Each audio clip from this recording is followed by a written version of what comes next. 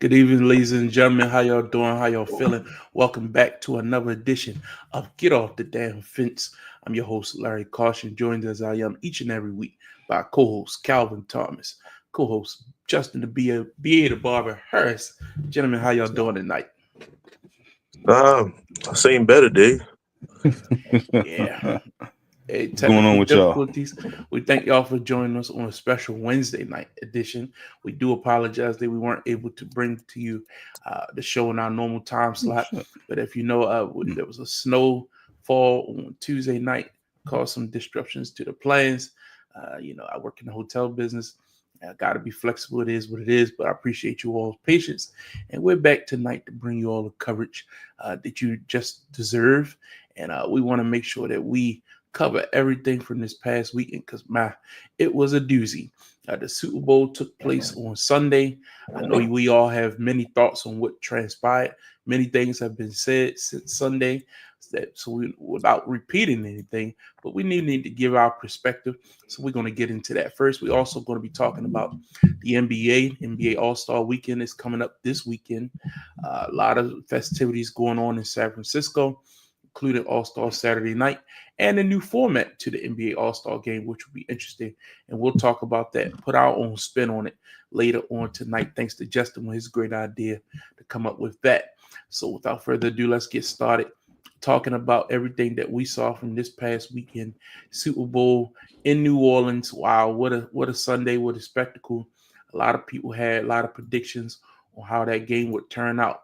But if I told you going into Sunday that the Philadelphia Eagles was going to blow the Kansas City Chiefs off the field, Patrick Mahomes would be held to a QBR rating of 1 in the first half.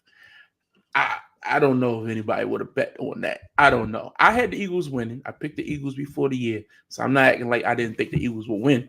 But I would be a liar if I thought that there would be a dominating performance as what we saw on Sunday night. Calvin, what was your initial thoughts after you sat down? So let's just say, take it to the end of the first half. What did you think about that Super Bowl? One half. Domination. Look, it looked like 3 years ago against Tampa Bay. You know, a Philadelphia defense that doesn't blitz and gets to the quarter and gets to Patrick Mahomes as many times they did. Want to say was it at least 8 sacks, and then there was a 10-play stretch which included about 3 or 4 sacks and an interception return for a touchdown. Had to be the worst stretch of plays in Patrick Mahomes' career.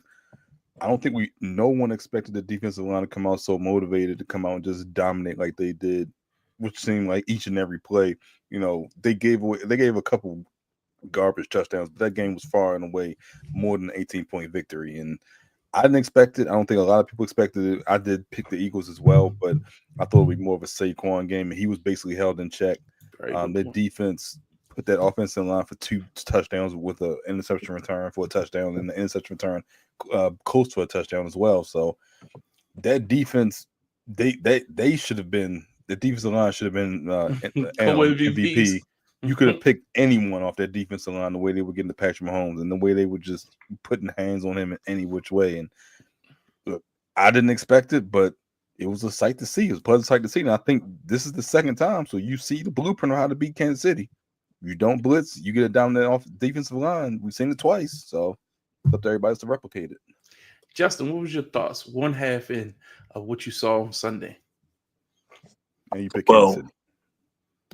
With Tom Brady being on the broadcast, even though they was down by 24, you kind of thought, no, you set it up. It was on the tee. Maybe you didn't. If they come back out the second half, score right away, who knows, right? That was the thing, especially when you was going for Kansas City. But if it wasn't for Tom Brady and that Atlanta Falcons game with the Patriots, if that game did not exist, then yes, it was over. And clearly that was an anomaly because it was over.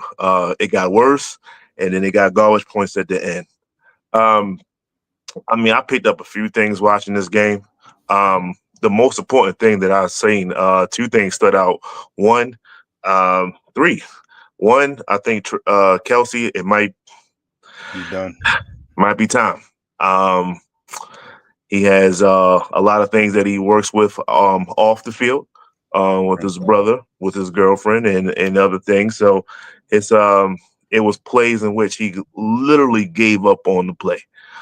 It's one infamous one that's been rolling around where Patrick Mahomes is scrambling around, still can make a play.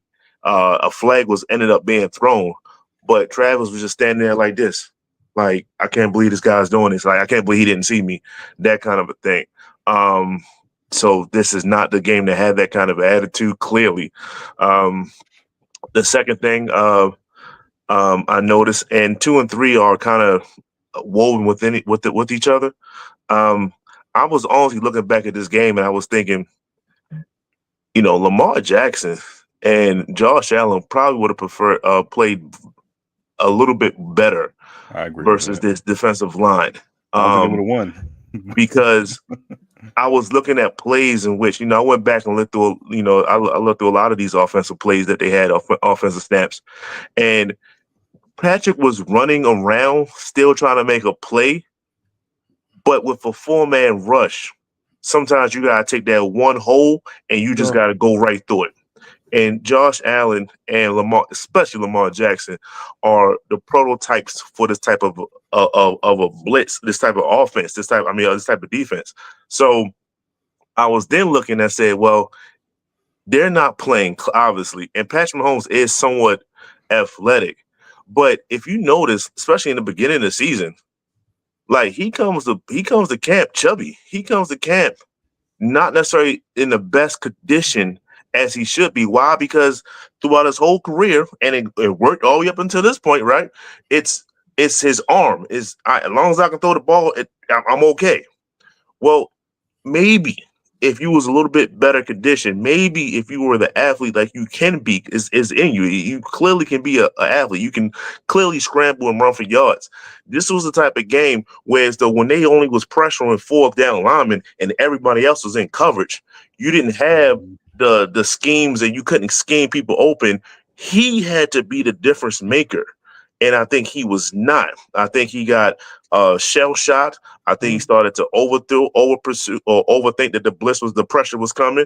It led to interceptions. It led to untimely, uncharacteristic interceptions from Patrick Mahomes. Mm-hmm. So I think a lot of that played and it lured his ugly head right then and there in the Super Bowl, because they only was rushing 4 throughout the majority of the game. It was just those 4, very similar to the Giants when they beat Tom Brady, very similar to the Seattle.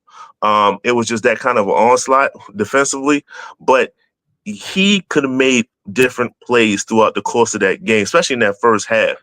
And he didn't. He ended up getting sacked. He ended up getting pressure. He ended up throwing interception. So I do put a lot of the blame on Patrick because he missed opportunities where he himself could have made a difference. Yeah, and also he struggled with lower leg injuries as well. So that could also lend to why some of his conditioning, maybe he's not been able to work out as much. Because remember, at Wilder, they were talking about resting him at the end of the season because he had that bad injury. He got a little, more lax, but he was able to out arm it and make big plays with his arm. And sometimes when we rely on that, it can be, his receivers have stepped up, but this was the worst game to have your worst game of the season. And this was a bad sign.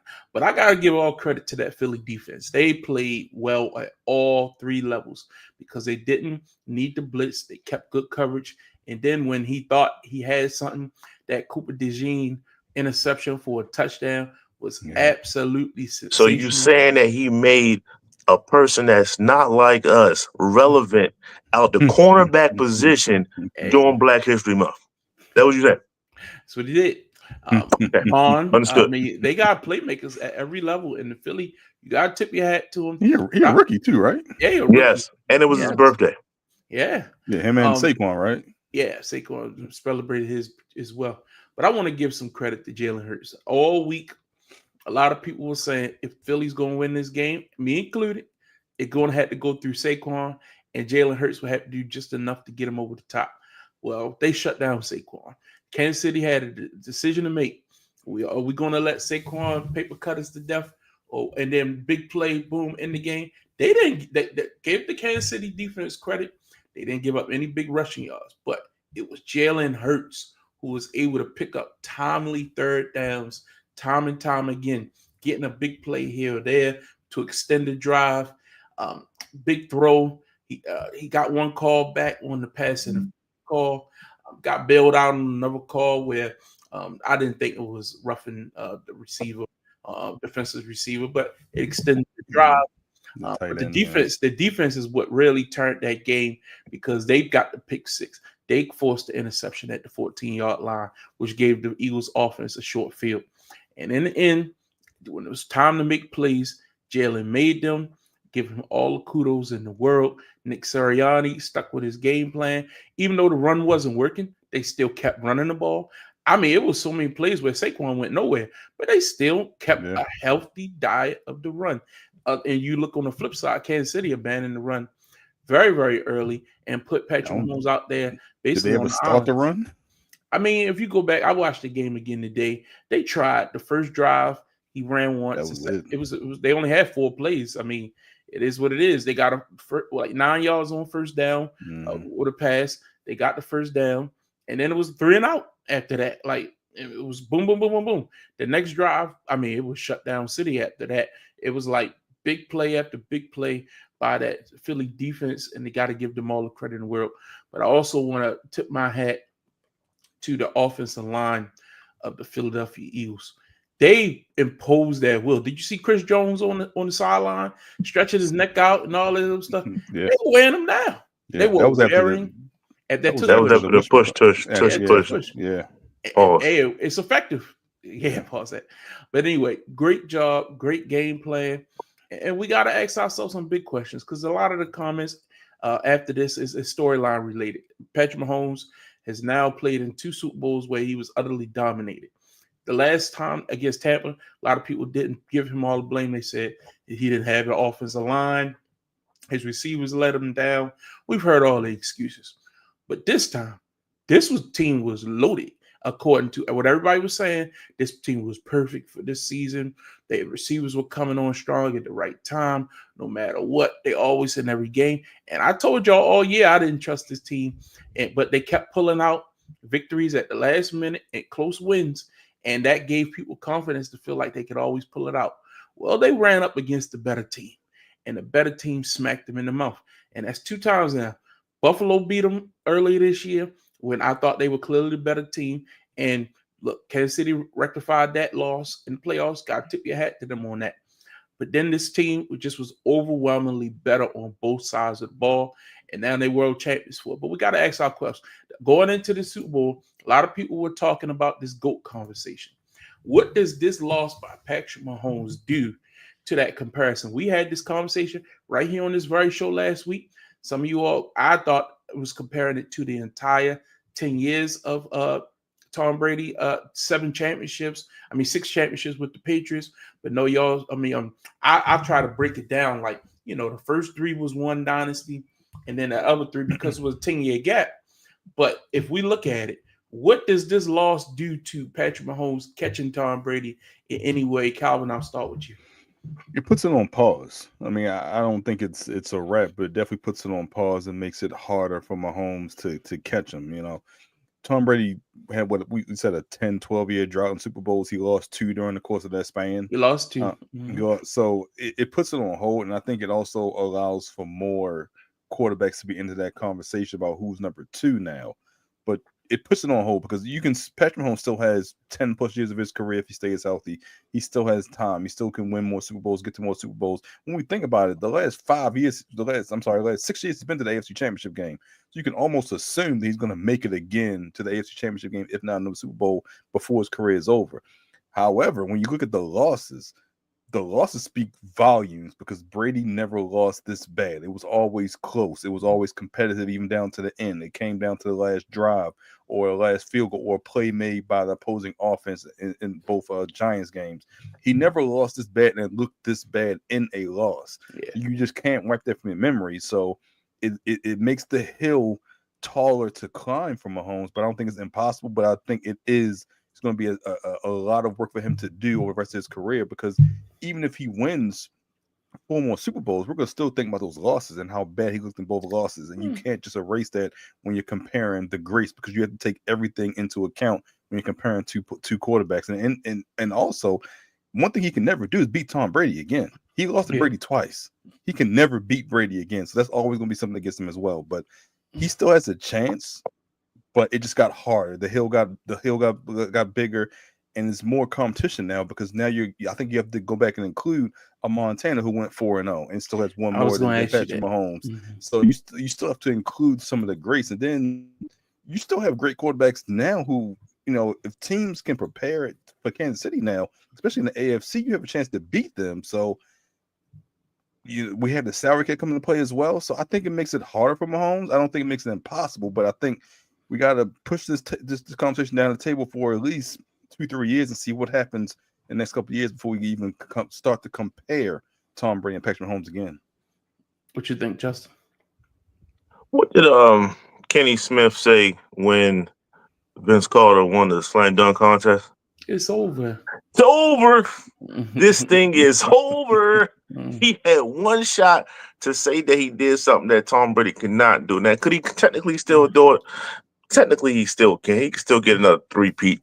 But that was the thing that was going to put his name to greatness, I think, more so than anything else. The fact that he was able to do it 3 times in a row. So that's off the table for the foreseeable future, because he at least got to win 2 more to put it back on the table. And like you said, the stats are starting to separate themselves on top of everything like that. He will have to throw some 500, 600, let's say more realistic, high 400 or 500-yard games to make up, what Tom Brady was able to do throughout the course of his career. And I think more importantly, when you start seeing the same guy lose similarly, this is a copycat league. People are going to understand that we need 4 and we send everybody else in coverage. We just got to find the right 4. Whoever we got to do, whatever mercenaries is out there, they're going to try to finagle and do things to get that type of defensive front.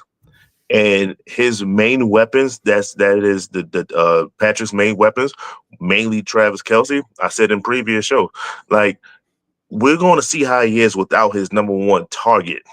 And his number 1 target is either a shell of himself, or he might come back rejuvenated, but he might not come back at all. So now we really have to see how can Patrick do it. And then we got to see how he operates without Andy Reid. These are things that makes it very hard to catch up with Tom. And I think the most important thing, more than anything else, and Calvin mentioned it, Lamar and Josh, they are coming. Like, I really feel as if when they look at this kind of performance, not the fact that they lost to him, not the fact that Josh might have a little bit of that, just like, I might not be able to beat this guy. But when you see him look as pedestrian as he's right now, you be like, yo, I got him. Like, I truly believe, and I truly think that that's what they're thinking. I'm thinking that the elites of the conference, Joe Burrow included, because he already got one over him. I truly think that them and their team, he lost that visibility factor. He was getting it. Like, I don't know, maybe it was the ref, maybe it was this. I agree. This type of performance, when he gets beat up like that, it's like saying a prize fighter. Once you see that once Roy Jones got knocked out, once Mike Tyson got knocked out, I got him. You know what I'm saying? Yeah. So I really think it's on that page, and I think it's over. He can still be great. He can still be top 3, but he's not number 1.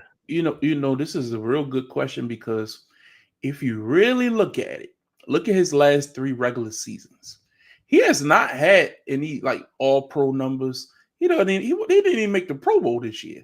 Like, what do we look at him from a regular season? Because being the greatest is not just about Super Bowls. Because Tom Brady, actually, early in his career, when he was winning Super Bowls, he had pedestrian numbers in the regular season. Yeah, he was defense mainly. Actually, he got better as he got older. He started throwing for 5,000 yards, 50 touchdowns, and all this other stuff. And he became more like a god. You know what I mean? When he was putting up gaudy numbers during those 10 years, and they weren't winning Super Bowls. Really think about that. During those 10 years where they were lost to the Giants twice, he had better numbers than when he was winning the Super Bowls previously. So at what point does Patrick step back up to be the the touchdown leader or the yards pass leader. Because right now Lamar's been All Pro twice. You see, Josh Allen just won MVP. Joe Burrow, like you say, he's right there on the cusp. Like at the end of the day, Jaden Daniels, we expected him to take a next step. Everybody thinking maybe Jalen Hurts going to step his game up. I don't think so. But, I'm just saying, like, at what point does regular season also play a part into calling you the greatest of all time? We saw what he did early in his career when he had Travis Kelce and he had Tyreek Hill. But we haven't seen the last few years. We have not seen those numbers in the regular season, Calvin. You know what is interesting? I think this is where the Kansas City starts to take a turn. Like, I know you mentioned Andy Reid earlier. Just I think Andy Reid stayed until Mahomes is gone because it makes his job a lot easier when you have a great quarterback. But I think this is when you start the tide starts to turn back towards the Kansas City offense, when you'll see potentially a Tyreek come back. You'll see them add more weapons. You'll see them especially boost the line at the expense of the defense. And now all of a sudden the defense start getting them more points, but his offense will be more potent. It'd be more sexy. Correct. And I think that's where you're going to start to see the numbers again, and you're going to start to see some of this Mahomes greatness and start to see what he can do. And it's going to be this resurgence of offense because he has more weapons. I mean, you look at this past year, I mean, you had Rashee Rice, you had the rookie who got hurt. I'm blanking on his name right now, and early in the season. No, you had Rashee Rice got hurt. They had Xavier Worthy. I'm sorry, Xavier Worthy. Rashee Rice, you had Xavier Worthy. Then you had Hollywood, and you had older DeAndre Hopkins, and you had Juju. You get some of those guys out, you get some fresh legs, it could be dangerous again. I mean, I don't think Mahomes forgot how to throw the ball. I just think he didn't have the time and he had no separation from those weapons. And it just showed when you played a great defense. Now you give him some weapons and all of a sudden it's 2007 New England Patriots team and you're starting to wonder why you even doubted him to begin with. So I think that's when I think this will be the key off season, when they start to try to clear the books, start to try to get more weapons, but they're not done by any stretch of imagination. I think they will be back. Mm-hmm. Well, I think two things can be said when it comes to this offense that they have now. Yes, in a perfect world, do they want to go out and get the number one receiver? Yes, of course they want to. Do they want to make the Randy Moss move? Of course they want to. But when Tom Brady did that, he didn't win. It wasn't until Randy left in which they started to win again. I'm not putting it on Randy, I'm just saying. Xavier Worthy can be a dumb. I mean, if you look at his numbers, I know it was garbage time, but to him, it's not. To him, he's like, yo, I got 2 touchdowns over 100 yards in the Super Bowl. So the confidence that he's having going into next year is going to be tremendous, and the fact that he's already one of the fastest in the league, quote unquote. And who they really missed going across the middle, and y'all know this better than most. Rashee Rice, they needed him. He was that athlete that can make the linebacker think twice. If you got an inside cornerback, he's gonna burn him. He was very, very vital, I think, in that original game plan. So he loses pretty much the whole entire season, and they still couldn't find a way to make that up. They was trying to find people to make that up, and they just couldn't. So I think stat-wise, I think he'll be fine moving into next year. And the next few years, I think he'll be okay. I think he'll be okay if he maybe promotes Noah Grant as the premier tight end and not having to rely on Travis Kelce as much, because he didn't even necessarily throw the ball Noah's way into in the Super Bowl because he was trying to look out for Kelce first. Well, my question is, does he take some of that step back? We just talked about he's not invincible. So people are going to be looking at him in a certain way. But what does he have to do to get that invincibility back? You know what I mean? There's nothing he can do. He has to go out in the regular season and be a killer. Really? I really think so. I really think he had to go out there and put up huge numbers and really show the league, no. That was an anomaly. Because what is that? A lot of Patrick Mahomes and the Chiefs' aura is about prestige. It's about, we the boogeyman. You kind of get, like, remember when the Ravens played them in the AFC Championship game a couple years ago, and they picked on Justin Tucker, kicked his tee and all that kind of stuff. It kind of got in their heads. You know what I mean? I feel like intimidation and we the Chiefs plays a big factor. After you see that game on Sunday, the way they got punked, I think that's going to take a hit at some of that aura. You don't think so, Calvin? I mean, we've No, I don't, because that was against the NFC opponent. In the AFC, I don't think it matters. I don't think that changes anything because they're still the dominant force in the AFC. Okay. Against the NFC and potentially, I think in particular because it was Philadelphia, because they played them 2 years ago in the Super Bowl, it was more about get back than anything, because there were a lot of players on that team 2 years ago that felt their loss in Arizona at that Super Bowl that won this team as well. So I think it's a little different for a team from the NFC versus them in the AFC, because they've beaten Cincinnati a number of times, Buffalo, Baltimore, so on and so forth. The NFC is a little bit different, so I think that's the only difference. All right. Well, we'll see if anybody's able to replicate that game plan that Philly had out there on Sunday. Let's take a minute and talk about Jalen Myles Hurts. Garrett price just went up. Yeah, I said that. Yeah. So Jalen Hurts was named Super Bowl MVP. A lot of discussion has been had about, the big four, which includes Patrick Mahomes, Lamar Jackson, Josh Allen, and Joe Burrow. Is it now a big five? Would you consider Jalen Hurts in that conversation now that he's played huge 2 times now on the biggest stage? And not only, he did his part at the last Super Bowl. They just weren't able to, the defense wasn't able to get a stop. And the Chiefs walked off with a field goal. This one, he was able to get it done, put up good numbers, actually got Super Bowl MVP.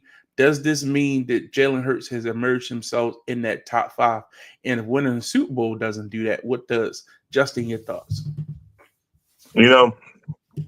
He got it. I ain't gonna fight him. 2 times that you're going to the Super Bowl. I mean, was Eli ever in the top 5 like that? No, I'm not saying he Eli, but Eli did get 2 of them things. This, though. Did Eli play like this? I mean, in a Super Bowl, Eli played better than he played on Sunday. Yes, not 2 years ago, but on Sunday, yes. So I mean, I don't think so. Somebody got to represent the NFC. Let's call it spade a spade. Somebody got to represent the NFC in this quarterback conversation. He is the representative of the AFC until JD5 takes it from him. So I'm gonna add him as a placeholder, and then I have the rest of the AFC quarterbacks 1 through 4. So yes, top 5. So we're in the top 5. Yeah, at 5. Okay, so you got him after the big 4. Yes. Okay. But he's 5. Okay. All right. What you think, by default? No. I'd still rather CJ Stroud. I still rather JD5 over him. Now, Jalen Hurts from 2 years ago, you put him on this team, they put up 60. This isn't Jalen Hurts from 2 years ago. We're giving him all this credit, and he deserves the credit. But let's not forget the defense put him in position time after time after time on Sunday to score to put him in position to score points.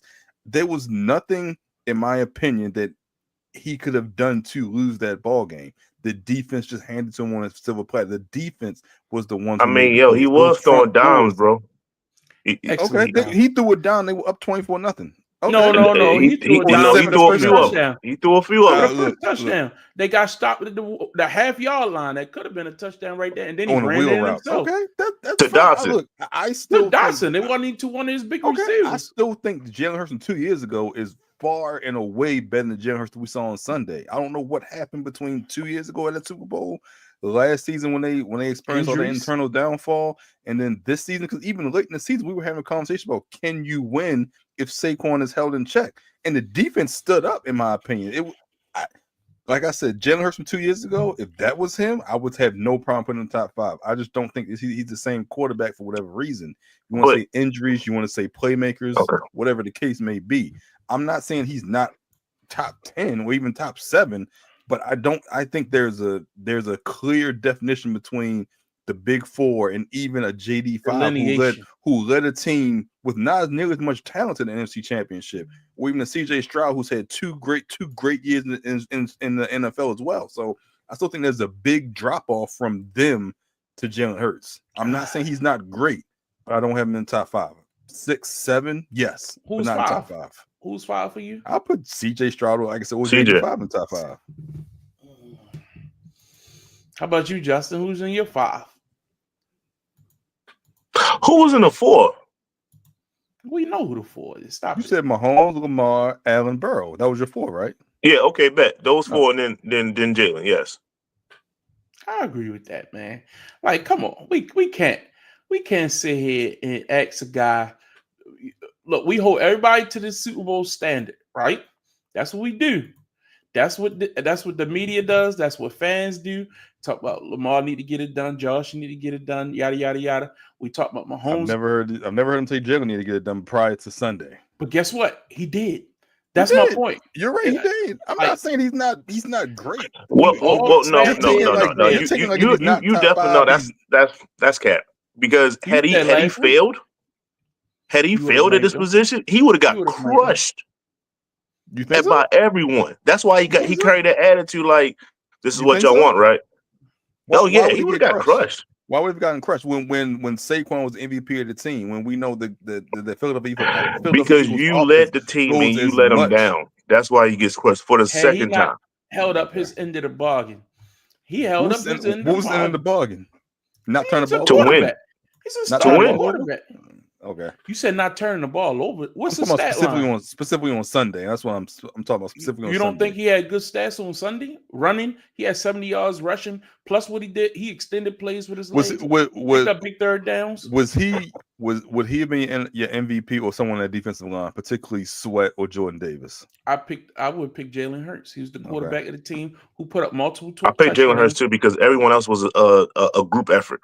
Yeah, they had 1, 2. It wasn't like one person had 4 sacks. Yeah, nobody stood out. I thought somebody had 3 sacks. Nobody had 4. 3 sacks. Oh, so it needs to be 4. Okay. Who had 3?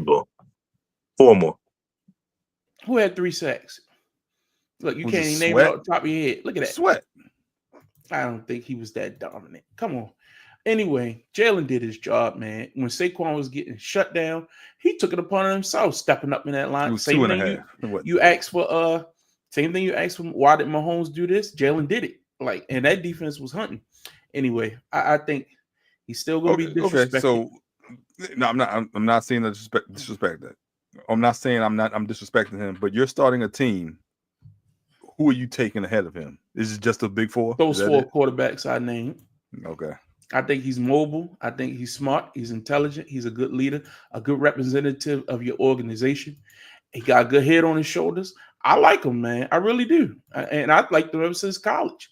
So I really think he's a quote unquote first Russian quarterback, like a really Russian quarterback to win. Like he killed that narrative. Like you can win as a running quarterback. Get that man the balls, man. Yeah, man. I really think we as a society need to pick which lane is it. Do we want champions? Yo, you know what? Hold on, Larry. Y'all sounding real Dakish right now, yo. You sounding real Dakish right now, yo. Like, you know what I'm saying? Oh, that could have been y'all, right? That's how you feel right now. Oh, he ain't no better than that. That could be right there. No, I'm not saying that. When both teams out your division represented the conference championship, that's how you real Dakish right now. No. You don't appreciate winning. I put another quarterback in my division over him. What are you talking about? I said you're still Dakish because you're not giving him his respect, man. No, that ain't that because I'm giving the defense their respect. That's all I'm saying. 2 things can be true. Just because you get a stop on defense, you still got to cash it in. You can from settle for field goals. From the 2? They didn't no 2 that interceptions at the 14. Hey, come on. So they had to get 14 yards. I mean, he did it. He delivered the ball to AJ when it needed to be there. That was a complaint, wasn't it? Like, come on, man. AJ still wasn't happy. Well, still ain't happy. You think that's what I was going to bring that up. That's what you think he meant by that? No, I think they're reading too much into it. I think he would have. I think you reading too much. When he had that when he had that checklist that he posted, maybe it was Sunday or Monday, and he had that checklist, and the last thing was Super Bowl MVP. I think that's what it's speaking to, that he just wanted a better performance. I don't think it was a shot at Jalen. I didn't like what he wrote. I mean, but I understood it because you can look at it from 2 different perspectives. If you don't know what we're talking about, I'll briefly read what he wrote. He wrote on Instagram today. It's too small on my screen. He said, after a few days, I've had time to reflect. Some of this can be seen as a shot, but it is what it is. Reflect on being a champion. I've tried to feel how everyone made it seem to be a champion. and unfortunately, it was short-lived. 2 days to be exact. LOL. I've never been a champion at the highest level before, but I thought my hard work would be justified by winning it all. It wasn't. My thrill for this game comes when I dominate. It's the hunt that does it for me. Is when the DB drops his head and surrenders because he can't F with me. The intense battles, early mornings, late night sacrifices. I love putting smiles on people's faces. Don't get me wrong. But if it just wasn't what I thought it would be, it's the journey that I love most. Back to work.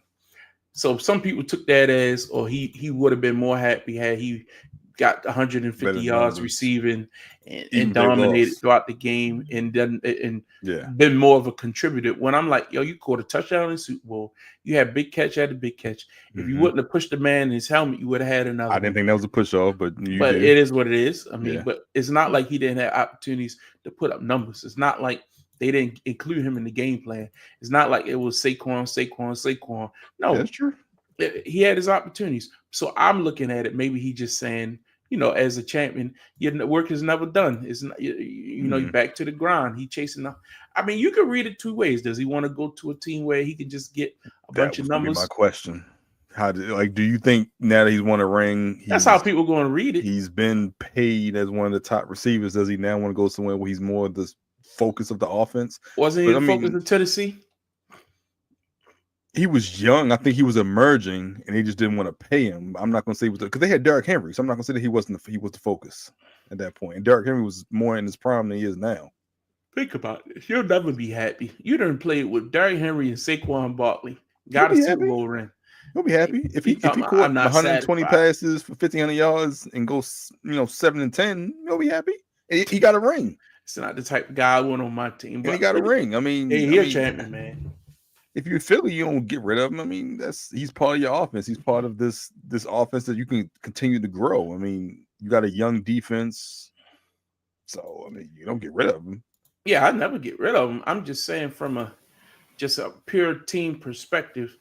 If you just won the Super Bowl, I don't want to hear from you 2 days later. I agree with that. Talking about that. You can maybe a month. Take a month, man. I don't want to hear from you in that perspective. But again, I don't think that's what he meant by it, but that's how it would be construed when you write something like that 2 days after you win the Super Bowl. Hey, you know what we talking about? Maybe he wanted to go to Disney World. I heard everything. Mm-hmm. Can y'all hear me okay? Mm-hmm. Yeah.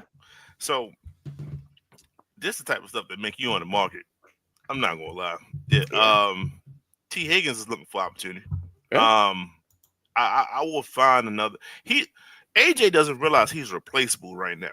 That's what he does. When you have someone as dominant as Saquon, and it looks like Saquon's not going to go anywhere for the foreseeable future. He's happy. He's a team player, man. Correct. Yeah. And he ain't had Saquon in the Super Bowl. I ain't getting my touches.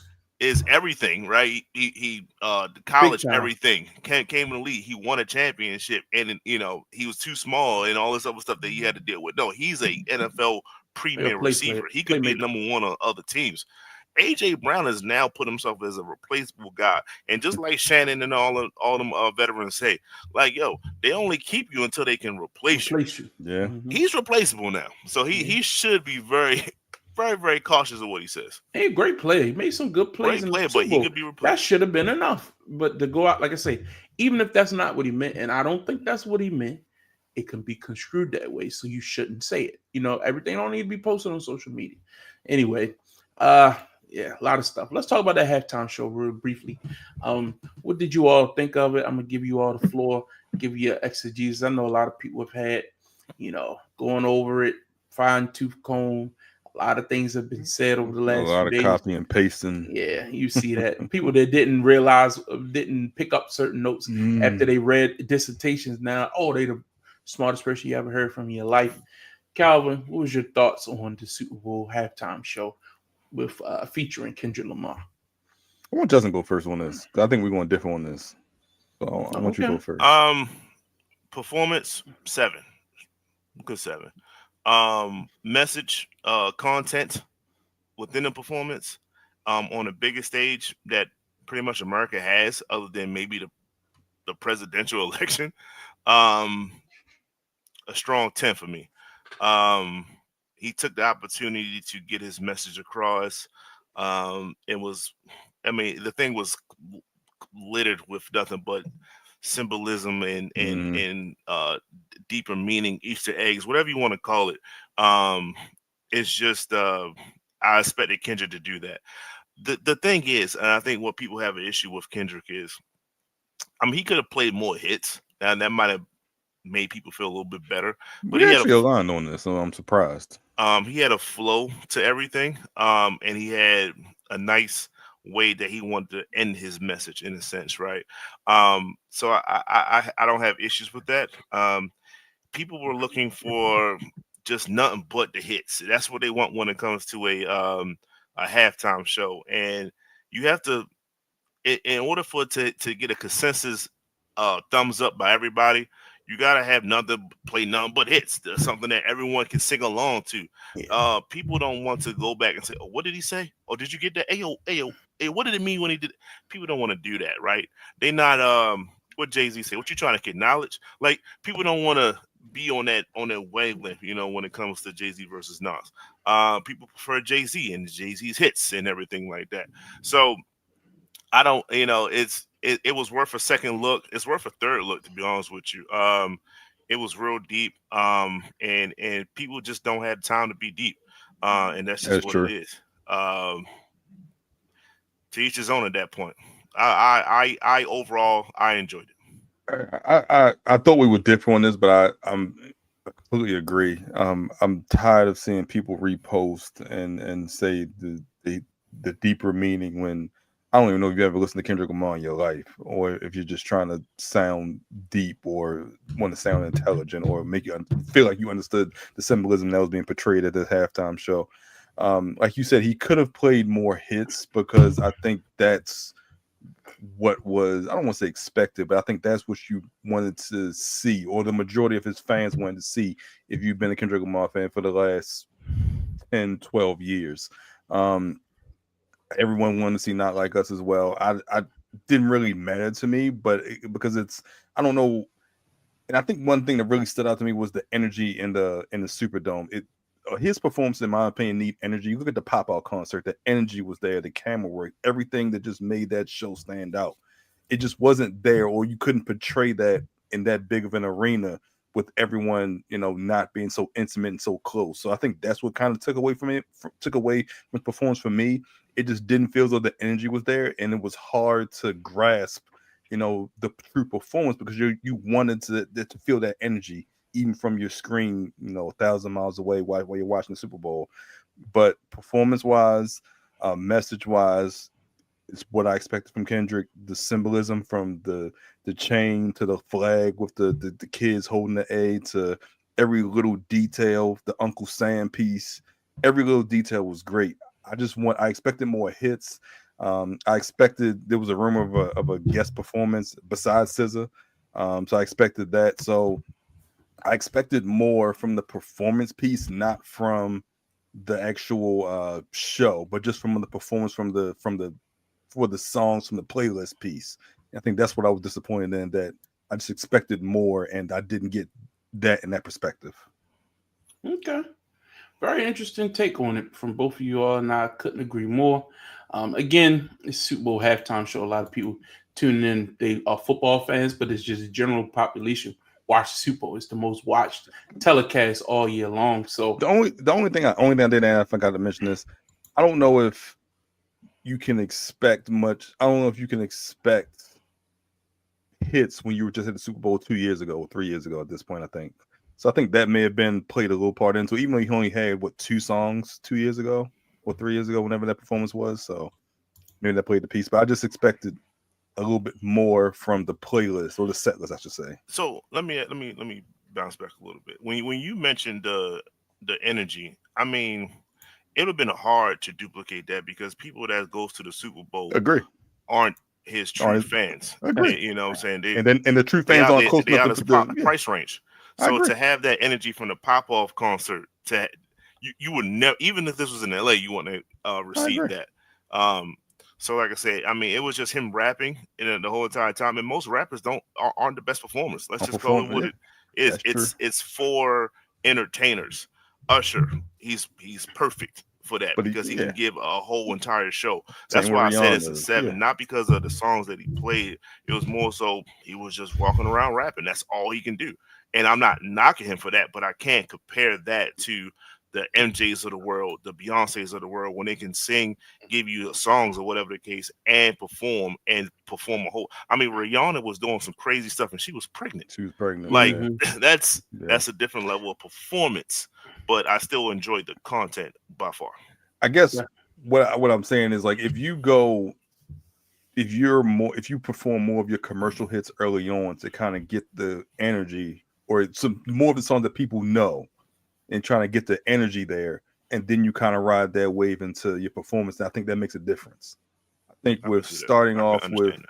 some of your newer material that may not have been listened to yet, and then kind of going from there, that's different. But the thing that kept standing out in my mind was the Jay-Z lyric, if skill so truth be told, I'd probably be, and kind of going from there. But I just that's what I was expecting, is just more of riding that commercial wave. So at least initially. I think he used the stage exactly how he wanted to, and it I agree worked with that, because yeah. the conversation afterwards is what Yeah. is still going on. So it worked. It worked. So And just to glance into the camera when you call that man a pedophile again was allegedly. yeah, Say that. He didn't say anything. yeah. No, I Next said a up, glance, just a glance. let's talk about this MVP award. So on Thursday night, NFL honors took place, and Josh Allen was named the AP NFL MVP of the year. He did win the vote over Lamar Jackson. I believe the final tally was 27 first place votes for Josh, 23 for Lamar, and no one else received a first place vote. Um, Immediately afterwards, I was watching Nightcap with Shannon Sharp and Chad Ocho Cinco. They were in New Orleans, had a live show. And Deion Sanders, Stephen A. Smith, litany of other people came on. And Chad and Shannon were furious. And Deion was pissed. And they were like, what in the world is this? How you going to win all pro and then don't win MVP? And then they automatically went to the conspiracy theory that there was some racist issues involved. Many of us were expecting Josh to win. That was not, to me, a shock. A lot of people assumed that the voters would not give it to Lamar back-to-back years. Of course, we've talked about it ad nauseum at this point. If you look at the pure numbers, Lamar had a better year than the best year of his career. But again, given the fact that Josh has lost his weapons over the last year, yada, yada, yada, we don't need to keep regurgitating that same conversation. But the fact that he was voted all pro, that tipped the scale the other direction. And now, after the vote, people who voted one all pro for Lamar and MVP for Josh have been having their feet held to the fire, including Dan Orlovsky, uh, Acho on FS1. He's been getting fried. Um, and the justification just doesn't pass the smell test, in my opinion. But one voter, before I turn it over to y'all, that really got me furious was this guy, Jim Miller? Jim Miller. who is a former Pittsburgh Steeler and now in the Like media. Sunday Drive or something like that. And he's a Pittsburgh guy, and you put Lamar Jackson as your fourth place finisher for MVP. I think his vote should be revoked. He should never be allowed to touch a ballot again. The fact that some of these people even are voters is a problem, in my opinion. But that vote, I mean, just an atrocity. I'll turn it over to you, Justin. What was your thoughts? I know you had an opinion. You picked Josh as your MVP. You thought he would be the MVP. No, But I picked Lamar. Y'all two picked Josh. when we had this discussion weeks The ago, real conversation, yes. yeah, yes, Uh, well, I said it from the very beginning. The fix was in. I knew that they was going to give it to Josh based off of the narrative they was trying to run. The all pros, they kept mentioning the all pros against them and everything, and it was just he's their prototype. He is their hope at this particular point in time. They don't fully want to claim Patrick Mahomes because they can't. They can't. They have Joe Burrow is cool, but he lost. He couldn't even make the playoffs. So their golden child is no other than Josh Allen. So they was going to do whatever he could. If it was close, it was going to go to him. My thing is, in this situation where you had the AP and then you wanted Josh Allen to get it, it's not unprecedented to have a co-MVP. Correct. Just it, and it would have been just fine. It wouldn't. They both would have. I mean, of course, one would have been upset. They probably both would have been upset. I want to win. But I mean, I could remember when Stephen A and Peyton Manning won it. We didn't necessarily act crazy behind it. It was like, well, Peyton was going to get it some kind of way. But shout out to Steve, right? We was happy that Steve got it. I think it would have been the same kind of way, just a little bit flipped in a sense. But not to cut you off, but the problem with that is it's not like the Hall of Fame voting where they all sit in the same room and discuss it and vote. It's like you at your individual home and you put your vote in. It's not like everybody else's ballot. You send it in, but they could get together. Yeah, rig it if you got to. I don't care. People don't care. Just rig it if you want to. Just make people feel good at the end of the day. But this right here is a travesty because he wanted clean. He really wanted cleanly. When it came to the first 3 blocks, he got him about 4 votes. And like I said, Jim Miller, he needs to. I mean, I get having. No, I don't. There's no way in hell that Lamar Jackson was the 4th best player in anyone's ballot. So I have issues with that, and he should definitely be looked at to see if he has any kind of atrocities in the years before. This type of stuff that he needs to be scrutinized to the point where I had to see what you have done up until this point. Because yes, we might rescind your vote because it's so biased in a sense. Former Pittsburgh Steelers. Terrible, man. Did we have a conversation after Lamar won or Lamar was first team All-Pro? I don't think so. No. Okay. Because, I think the problem that I had was with the Orlovskis and the Achos of the world who are trying to pacify, split their vote in the way that they're trying to appease Lamar. Like, if Lamar was not voted first team All-Pro, I would not have had a problem with Allen being MVP. But I think what you're trying to do is you're trying to split it because you're trying to define what valuable is and best quarterback, and you're trying to appease this narrative or trying to remove the narrative that you're being biased. And I hated that because we said Lamar's had the better stats, Lamar's had the better year, but you want to say Allen did more. When we go back to the beginning of the season, all the talk about was the Ravens losing 8 starters. But all of a sudden, that conversation has quietly gone to pass when they went 12-5. They talked about 8 starters. They talked about losing defensive coordinator Mike McDonald. All of that was just talked at the beginning of the season, but now it's only Josh Allen who lost. We had that conversation though, and that conversation didn't go in your favor because you were saying that. Yeah, but Buffalo was the one that was supposed to be not even in the playoff picture. So I can't rock with you on that. It was worse for Buffalo preseason. We got the video. What happened was, even on this very show, I took Cleveland to win the division. I think y'all took you took the Ravens, didn't you, Calvis? Yeah. Justin, I think you took Cincinnati. I took Cleveland. You took Cleveland too. So we both thought Cleveland would be better. But I said in the AFC East, y'all was taking the Jets. People were saying that the Jets was going to be the Super Bowl contender. Jets, Dolphins. I took the Dolphins to go to the Super Bowl. Mm-hmm. But I took Buffalo to make the playoffs. I didn't think they would take this far ball. And you did it on the strength of Josh. Yeah, it was all Josh. I said and Josh was on my list. I had to see what he was going to do this year. I said he was going to win MVP because he was going to carry the team. It's exactly what the script was. But the thing was, Dan Orlovsky, Acho had a video, and he said the AP was Joy Taylor featured. I'm sorry. I apologize. I'm sorry. If you ever see this, I apologize. Somebody sent out some type of clarification and made them emphasize, like, look, remember, comeback player of the year. You're not voting for somebody. Got to come back from injury. Yeah, this was a scrub last year. Flacco won it. Yeah. No, they saying that you don't vote for somebody who was a scrub the prior year, and now they play good. Yeah. No, he said had a bad year statistically. It didn't have a good year. If they comeback is you came back from injury, Correct. not you had a down year. So they wanted to clarify that. One, that was to make sure Sam Darnold didn't win.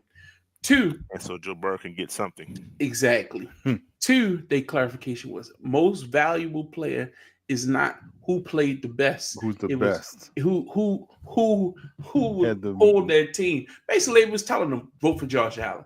It was like they said it in so many words. They wanted Josh Allen to win this award. Yeah.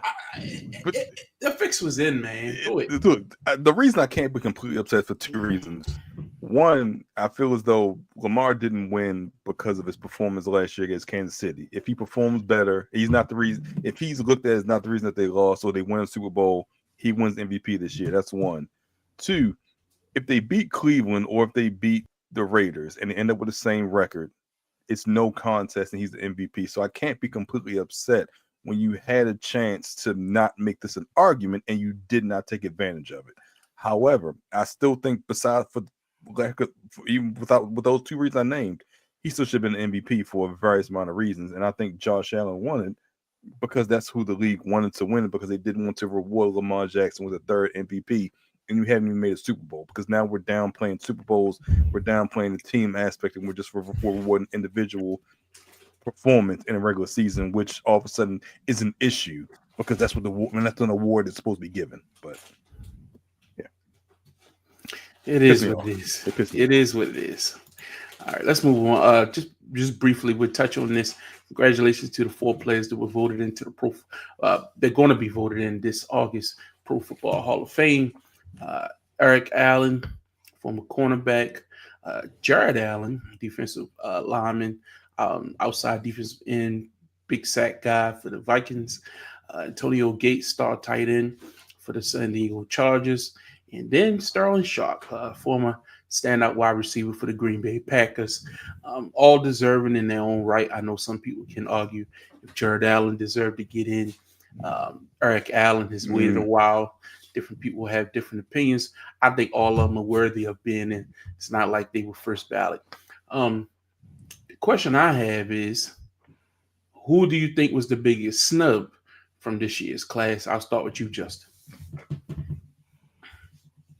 I don't have the list in front of me, but I know. I mean, I'm gonna say it before you guys say it. Terrell Suggs was up for Hall of Fame, correct? Mm-hmm. yes.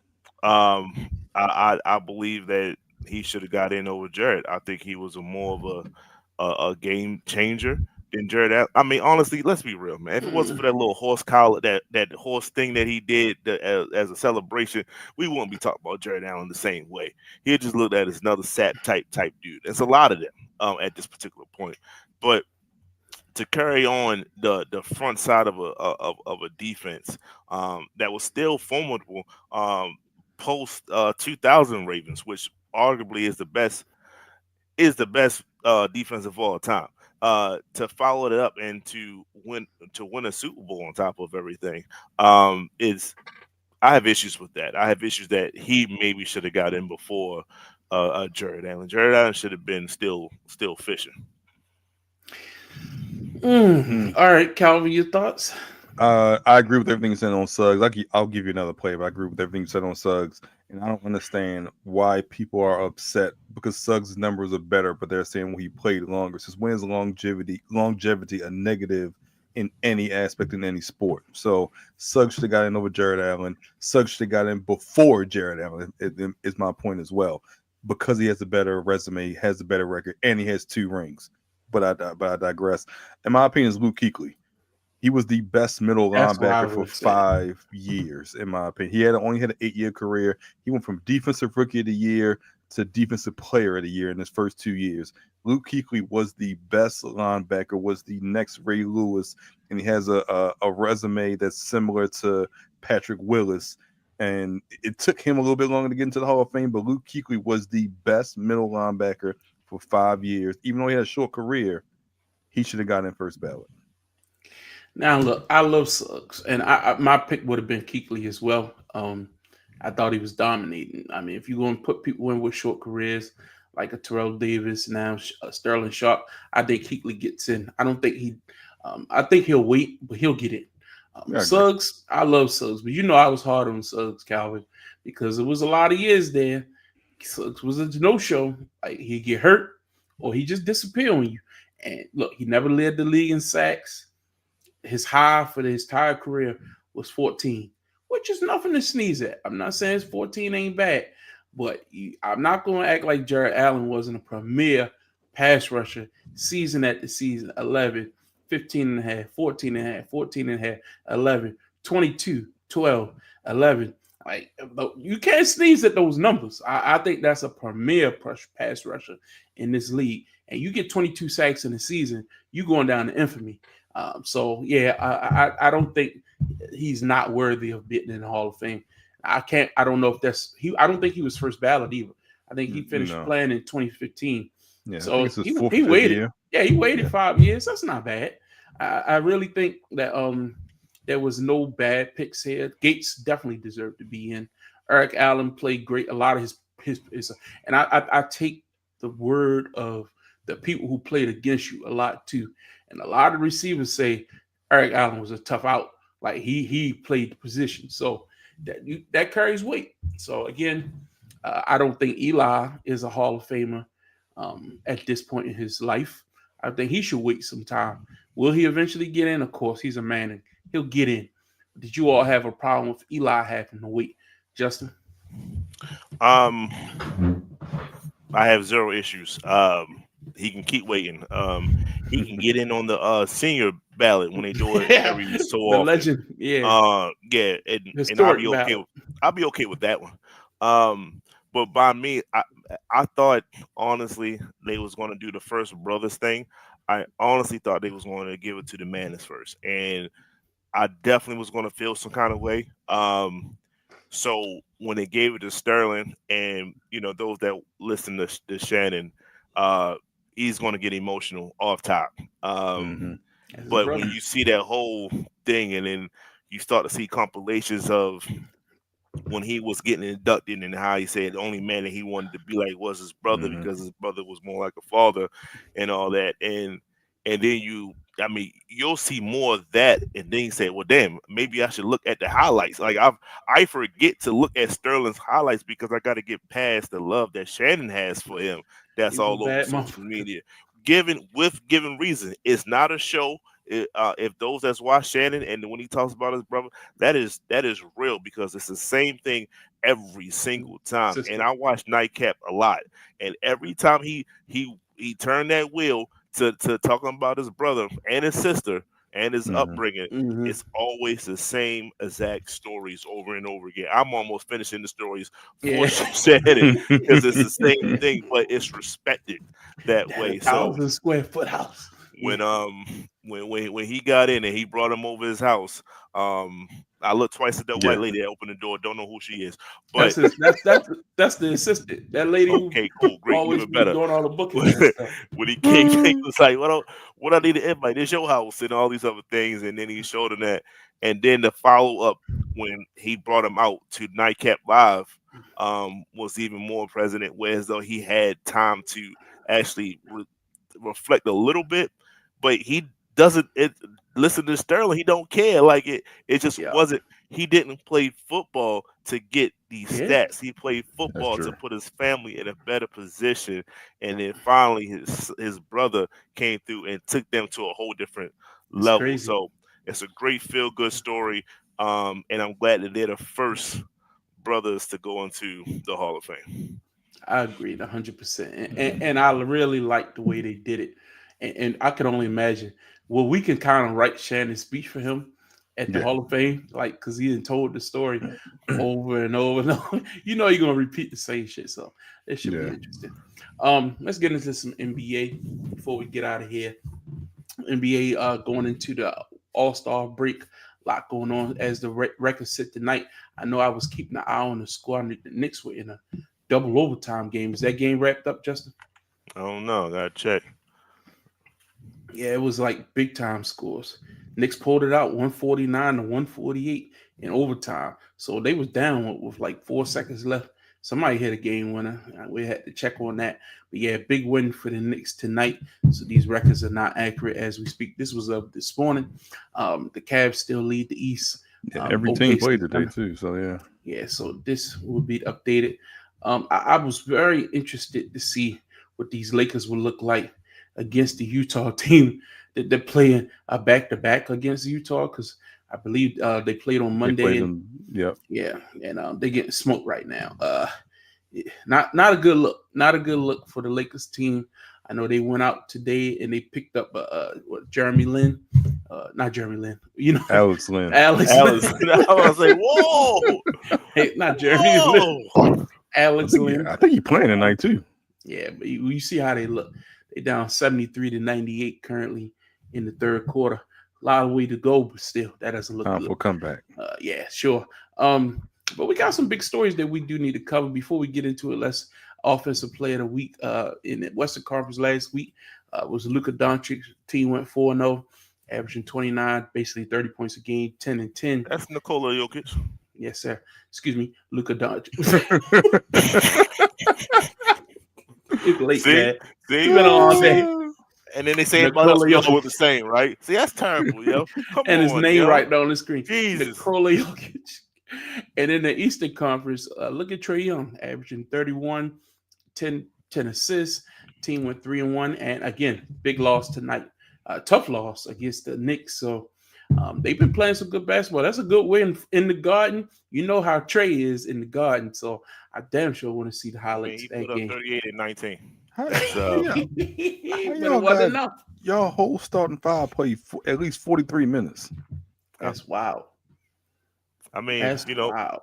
Andrew Shaman paid 18. That counts. Yeah, okay. Wow. So Man, Trae wasn't the killer in the Garden tonight, but he put up a performance. Big stuff. We'll talk about that more. But let's talk about this Lakers. So again, they're getting beat tonight, but they did make the move. Lucas started on Monday night. The team received him well. Do you think this matchup, this pairing, LeBron, Luka, and the ancillary pieces are going to work out? Calvin, I'll start with you as our resident Laker fan. This year, I think they can make a top 6 seed. I'm not saying they're going to win a first round matchup. I think they could be a top 6 seed. It'll be interesting next year because of the cap flexibility that they can acquire, especially when LeBron can opt out and sign for less, as he said he would do if they were able to acquire more talent. And it's interesting that they started to kind of transition to what Luka likes, getting a center that can rim run and protect the basket as well, which they had in Johnson from Charlotte until that trade was voided. But it'll be interesting. I think they could be a top 6 seed. I think they're interesting when you arguably have the best player on the court night in, night out, and it's not LeBron James. And Luka is still coming back from injury, and this is their last game prior to All-Star Weekend. So Luka will be even a little bit more fresher next week, and he's already not going to be eligible for any postseason awards because he hasn't played. He can't play 65 games. Mm-hmm. So I think the pairing will be interesting. It's also been interesting how Austin Reeves has played better recently. He had 40 over the weekend when it was just him against Indiana. He's averaged 20 per night for the last 2-3 weeks. So it's been interesting to see how he's been unlocked as well. I think one thing we got to do is give credit to JJ, just in regards to the coaching that he's done with LeBron in out of the lineup, with AD in out of the lineup before he was traded, and now trying to acclimate Luka into this lineup. So I do think they can be a 6 seed. I'm not saying they're going to win a playoff series. They still have to get accustomed to each other, get Luka familiar with the offense, because now it's kind of like your turn, my turn type when we watch them play. So you got to be a little bit more cohesion. But as they play, I do think they will get better. And especially if LeBron wants to turn the keys over to Luka, as he's always said he wanted to do, I think that they can get better. I think next year is the year in which they can make more noise, quote unquote, but they should make the playoffs, in my opinion, this year. Justin, what's your thoughts on these Lakers? I mean, Luka's good enough to get you to the playoffs by himself, even with the team being lack of center depth. But after that, I don't hold too much from this team. Whoever they're playing up against, I was gonna say maybe a Houston they can take, but I don't think they can beat a Houston team. I don't think they can beat. It's just it's gonna be too I think much they for can beat Luca Houston. too soon. Um, but I'm not gonna hold anything away from Luca at the same time too. The dude's a dangerous cat. And he could I mean, he basically beat the Clippers by himself as a 20-year-old. So I remember that, and I'm not gonna forget Yeah, that. in the bubble. So if they get some type of cohesion going, then I mean, Luke can do some things. They're not going to run into any major issues till they run into a skilled big man on the opposite side. I think that's when they're going to run into their issues. But until that time comes, I think that they could beat a lot of teams.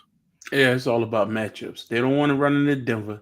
They don't want to run into somebody like a Luca. I mean, goddamn, yo, I love you, man. Jeez. You don't want to run into that. But again, we'll see. Time will tell. Maybe a couple weeks of gelling. If they pick up somebody off the scrap heap, you never know. All right. What about these Mavericks, man? Jeez. You talk about snake bitten. You talk about snake bitten. AD coming out there running the floor, dominating, doing his thing, and then he goes down with a non-contact injury. Then a couple days later, you got another injury to Gafford. Lively's already out. Kyrie's dealing with something. Team seems like they just falling apart left and right. They don't have a big man to speak for. Jeez, Justin, what's your thoughts on these Mavericks and what they've been going through? AD's going to be out for a little stretch of time. Will they be able to get back in this playoff run race once everybody's back? Will they have enough time? Um, they beating Golden State right now is halftime.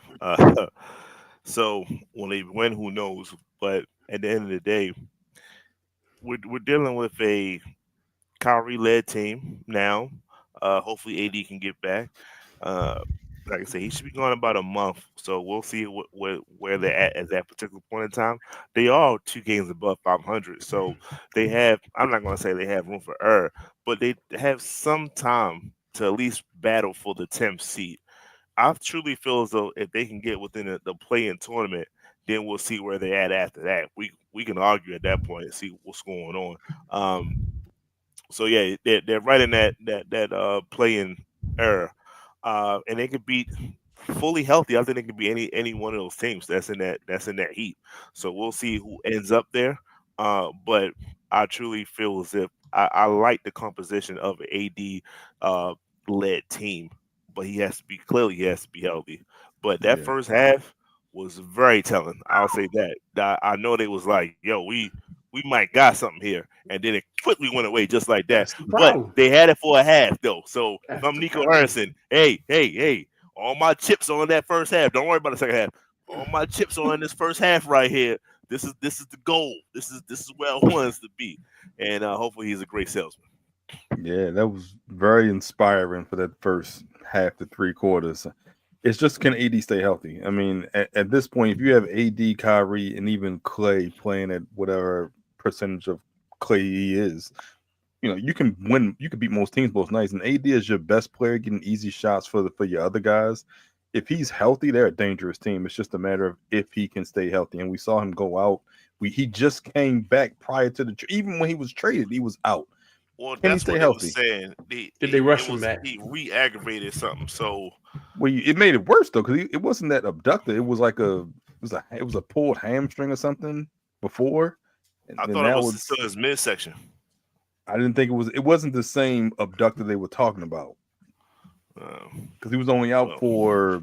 He was only out for like a week and a half or 2 weeks previously. So I just don't know if he can stay healthy. Yes, but I mean, I think that at that point, the only team which really can compete with them is Oklahoma City. But at any point, AD is going to be the best big man in that series. So it's hard to not give them a fighting chance. And even against a Denver, when you have a Gafford and a Lively who can guard Jokic and give you an extra 12 fouls and take some of that stress off AD on the defensive end, you leave AD more fresh, then that's dangerous as well. But if he's not healthy, then they can't win. They it's all need him about to AD. play now to get to that point in the playoffs, as you said. So it's a catch-22. We need you to play, but you need to be healthy in April.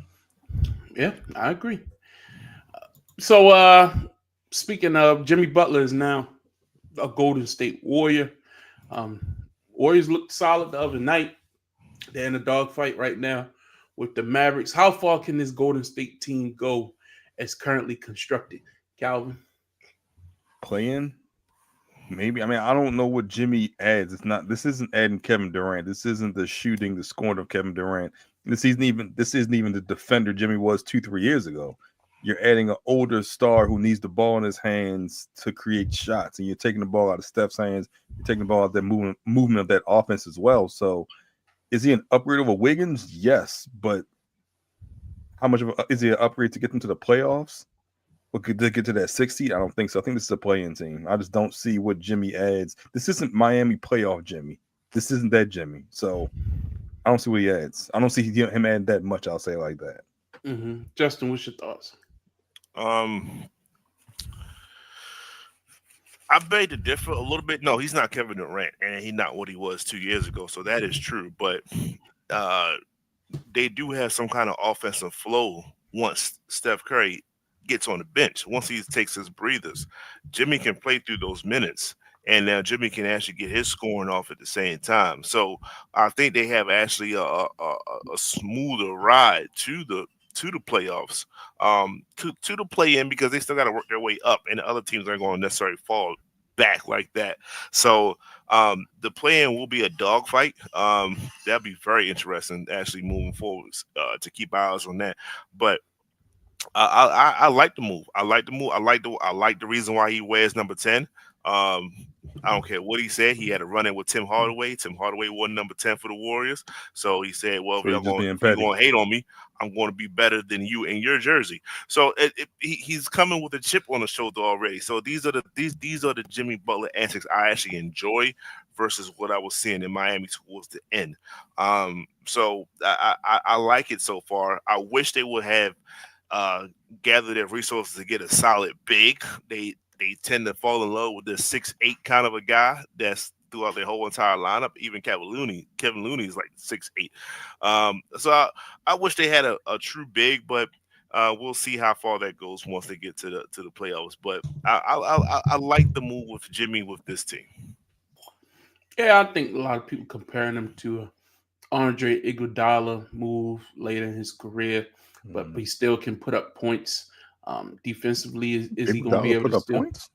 No, I'm saying he can score more than Iguodala did. Remember, Iguodala was important to one of those runs before they got KD. I agree. You know what I mean? But they don't have that Clay. Who's going to be that second scorer other than Jimmy? It would be good if Jimmy was a solid third, but I think on this team, he is the second. Like, who is the second guy? Draymond? No. Like, he's going to be expected upon to put up Clay-type numbers, and I just don't think at this stage of the career, without him being the number one option, can he do that? Volume. He needs the ball in his hands. And even like I thought, I know he comes off the bench, but I thought Potomitsky, he would get more looks, than Jimmy. But I think to me, it's a move. It's a move where they're trying to stay relevant. Like, I don't know if that was the right move. They're trying to extend Steph's playoff career or playoff chance to win in playoffs. I don't think it's the right move. Yeah, I agree with you. So another move that was made over the past week really kind of bothered me was Kyle Kuzma was moved to Washington. Middleton. Yeah, was moved for Chris Middleton. I'm a fan of Chris Middleton. I think he's a big-time playoff player. He's shown it time and time again in Milwaukee that he raises his level of play in the playoffs. And I think the team, while he has battled with injury, I'm not taking that away from him. But we just saw even in last year's playoffs, Middleton was out there wreaking havoc. When Dame went down, when Giannis went down, Middleton said, give me the ball. Let's go get these buckets. And I think having that type of guy with that type of playoff experience is still something to be said about as your third or fourth option. And at this point, he was a fourth option on his team. But Kyle Kuzma, at what point in his career has he ever been big time? What point in his career has he ever been somebody you could be like somebody to be trusted? I just don't see it. I didn't think this was an upgrade in any way possible. And I think, and chemistry-wise, I don't think he's going to be good for this team. I didn't like the move at all. What was your thoughts on it, Justin? I mean, Kyle did play the third and fourth wheel on a championship squad.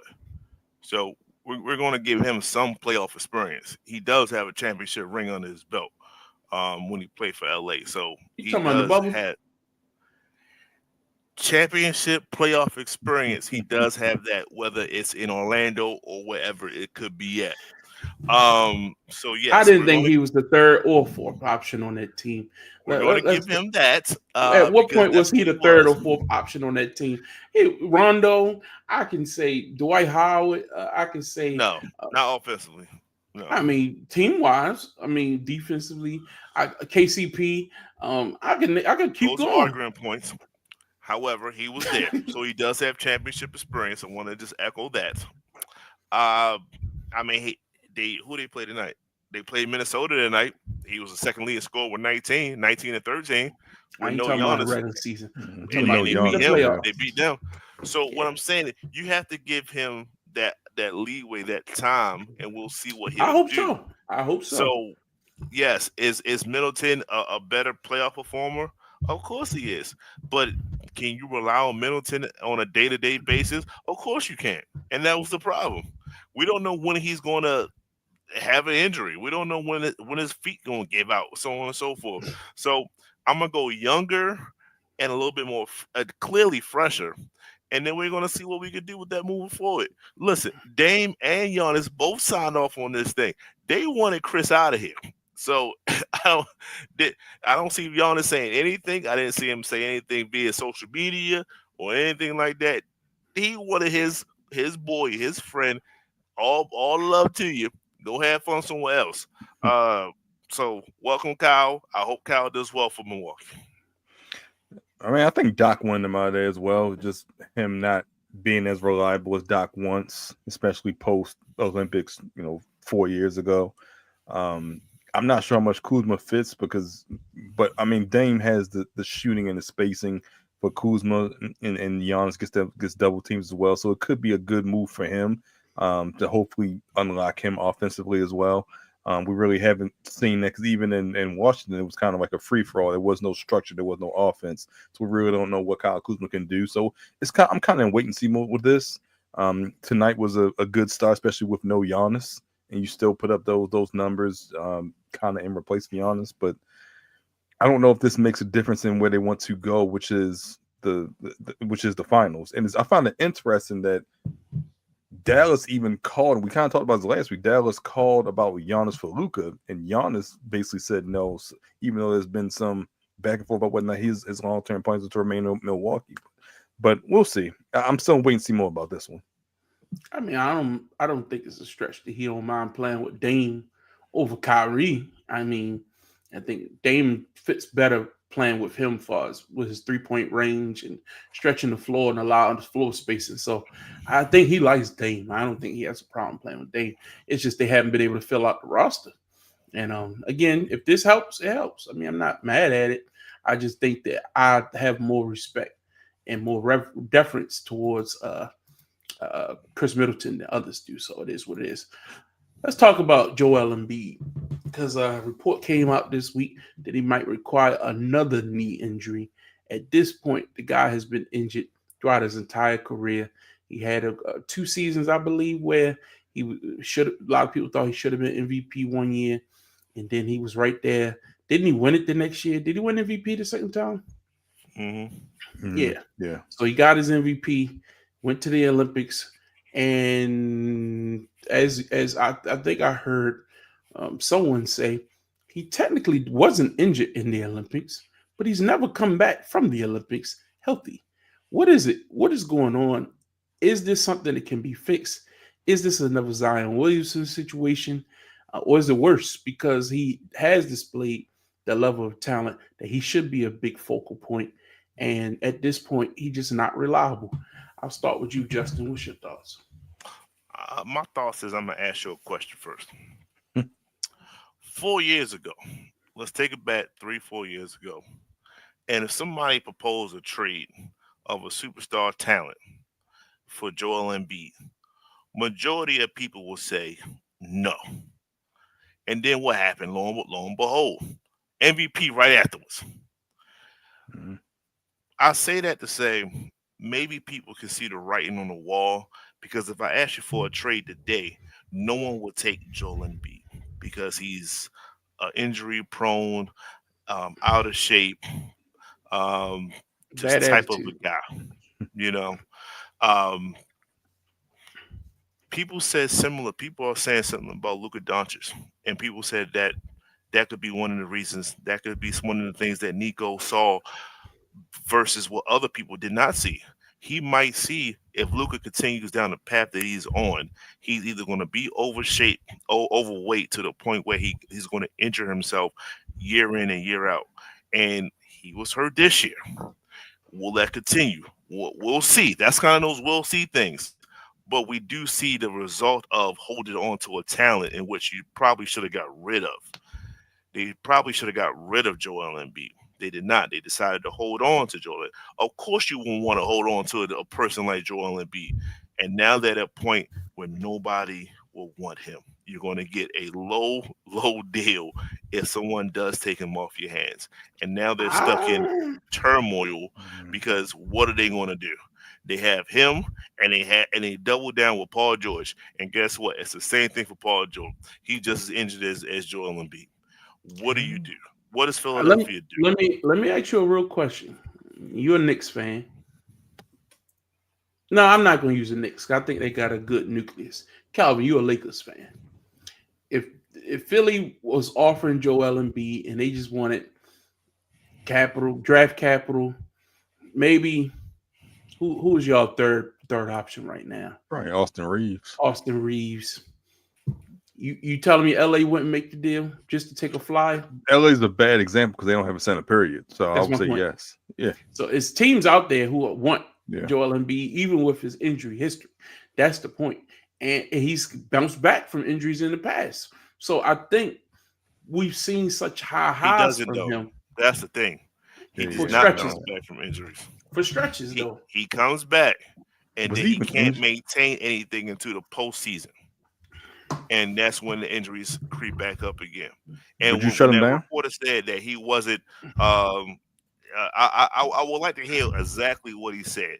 Did he get injured, or did he never recover from his postseason injury and he kept that going? I think that's what it was. I think he was never healthy. He was never healthy enough to so play. Technically, if you're asking, and then he shouldn't have played in the Olympics. Correct, no, but he get hurt because he never got healthy. He knew he didn't have to play 40 plus minutes. I was only needed 15, 20 minutes, and he played good. He only had one good game against Jokic. When you think about it, but he was never healthy going into the Olympics. Never had the time to recover, and now you're talking about he needs to have another knee surgery. It's going to take even longer for him to recover. It's Chris Middleton, and you already signed him for what, extra 5 years? So you're tied to him. To the finals and won a championship. Yeah, that's true too. But I'm just saying, far as once you injured to that point where you can't recover, that's tough, man. It's tough to come back from. And it's hard when you sign two other max players and you're expected to contend for a title, and two of your guys are either injured or old. So older. Yeah, but it's just interesting that he might need another knee injury at this stage in his career. Kind of crazy, but hey, man, it is what it is. When you weigh that type, carry that type of body weight, there's always going to be issues in a sport where you're running up and down the court. But anyway, before we get out of here, we got to talk about the NBA All-Star Game coming up this weekend. And Justin came up with a pretty good idea that we want to do. So tonight, we're going to draft our NBA All-Star squads. All of us going to take an opportunity. What we're going to do is we're going to pick from all the available players who are eligible All-Stars. We have 3 teams available tonight between myself, Justin, and Calvin. And maybe we can do a random draw. Let's see. Who won the Super Bowl this year? None of us really.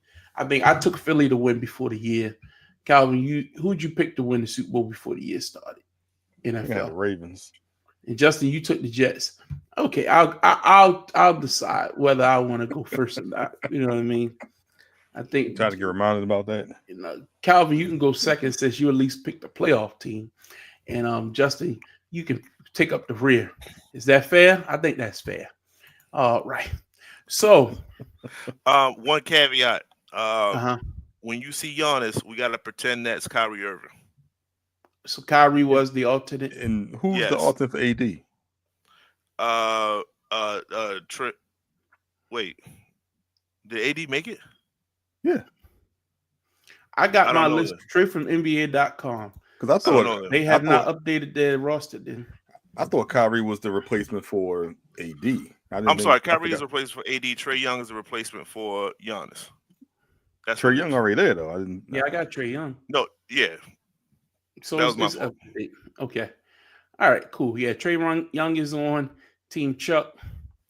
Jalen Brown. Da, da, da. Yeah, it's accurate. Mhm. All right, so for me, with my number one overall pick, So this is how we're gonna say who wins this. go ahead. I'm putting this up for options as well. Mhm. We tally up points, rebounds, and assists. That's simple. That's fair. Out your team. That's fair. That's fair. Wait. All right. Who's the fourth team that's playing though? Is that the G League team? It's the It's the rookies and sophomores, I think, Okay. from Friday night. Then those players will be picked. Will comprise of a team, I think, led by Candace Parker. Is that correct? good enough. Sounds right. Yeah. Either way. All right. So again, if you can see the screen, everybody, these are the players that we're picking from. Sorry, I couldn't make it. So more we're not bigger. picking AD and we're not picking Giannis Yeah. because they're not playing. Okay. All right. Y'all can Well, see that. if you pick AD, you're picking Kyrie because Trey Young is already out there, so you just can't pick Giannis. Okay. Cool. All right. Y'all can see those players. Yeah. And make it a little bigger for you. Let's see. No, that's fine. I actually liked it the first way when you could see everybody. Kind of. I thought you could see everybody. Yeah, that's fine right that, there. Yeah. All right, cool. All right.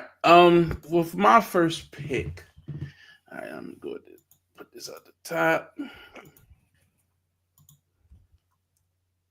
All right.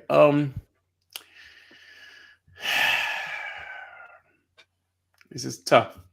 But in an all-star game of this magnitude, I always try to go for someone who's going to jack up a bunch of shots and try to be the MVP. I think for this type of game and the star power that goes along with it, I'm going with Dame Lillard.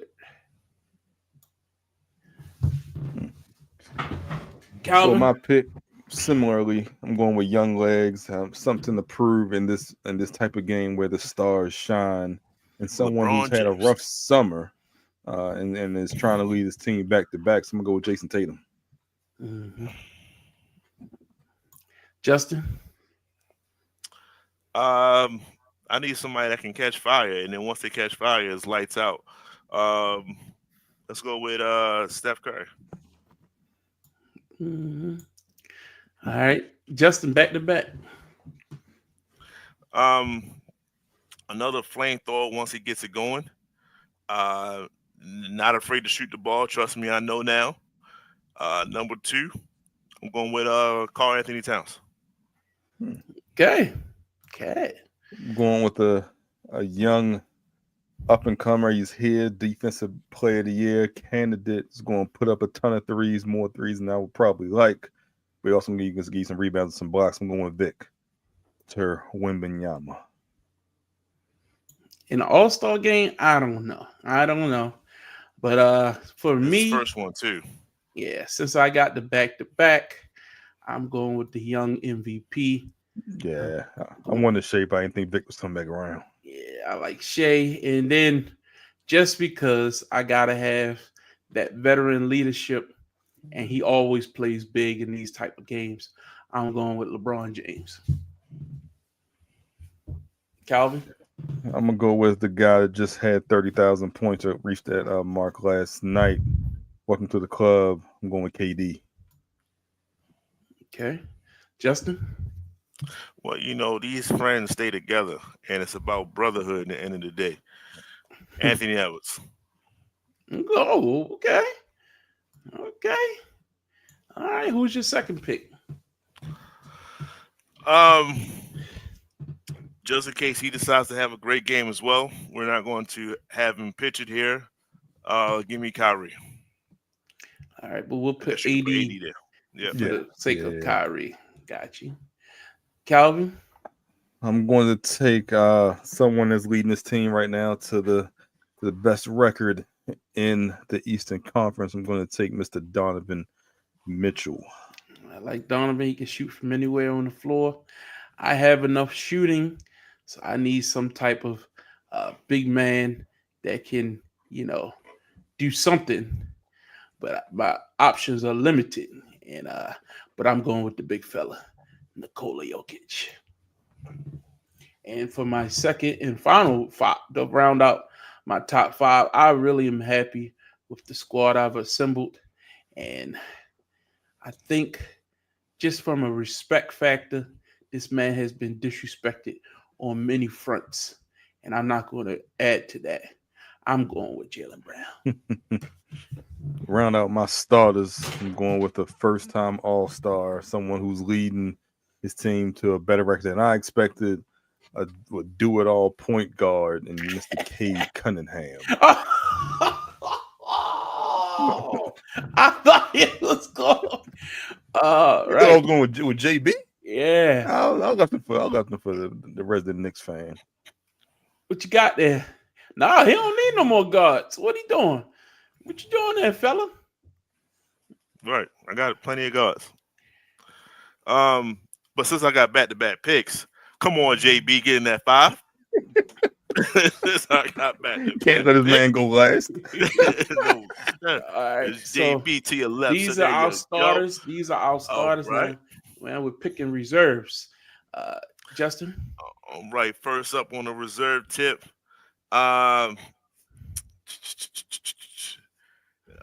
He's not, he ain't gonna no bump. Next thing you know, he might have a triple double. Give me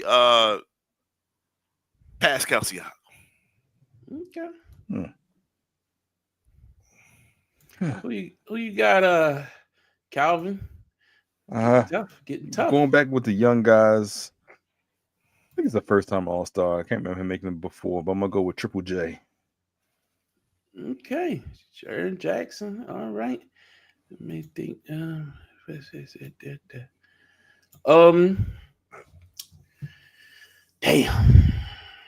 is tough because I can go different ways here.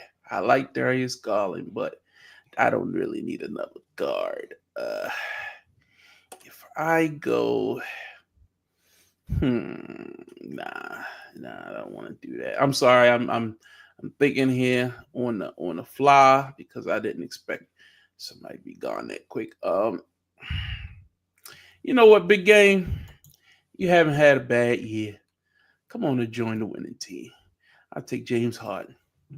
I got the veteran team over here. Ain't nothing I'm gonna be playing. I'm about to say average 5 minutes. Yeah, they like to put the shots up, man. It is what it is. I think I'll be all right. I'll go just to have another big man on my team. I'll go with Evan Mobley. I need some size just to give me something. Calvin? You know what? I was going to go. Yeah, you know what? Give me Trae Young. Give me Trae Young because he's gonna put some shots up. Really? Yeah, he will. He gonna gut it. Justin?